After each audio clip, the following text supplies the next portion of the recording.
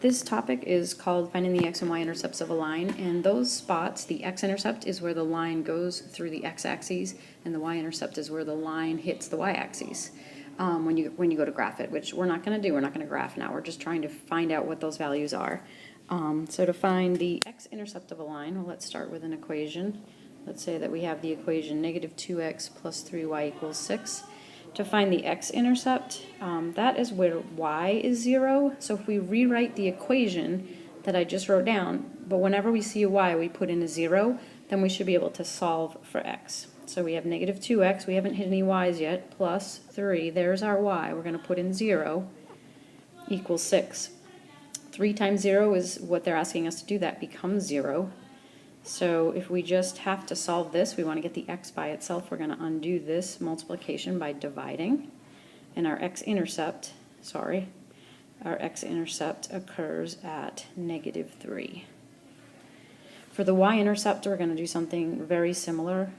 Again, this is where the line goes through the y-axis, and that's when the x is 0. So we're going to rewrite the original equation up here. We're going to take this, and we're going to put in 0 wherever we see an x. So negative 2, this x becomes a 0, plus 3y equals 6. Negative 2 times 0 is 0. We don't need to rewrite that. And now we're just solving that 3y equals 6. Well, what number is it that when we multiply it by positive 3 gives us 6? Y is going to have to be 2. So our y-intercept is at 2, and our x-intercept is at negative 3.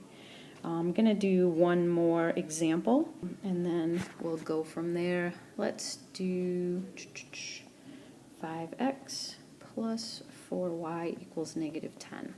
Again, to find the x-intercept, we're putting in y equals 0. So we have 5x, and as I start to look at plus 4y, I might not write it out this time because I know 4 times y is going to be 4 times 0, which is 0. So that is kind of pointless to write. Now I have 5x equals negative 10.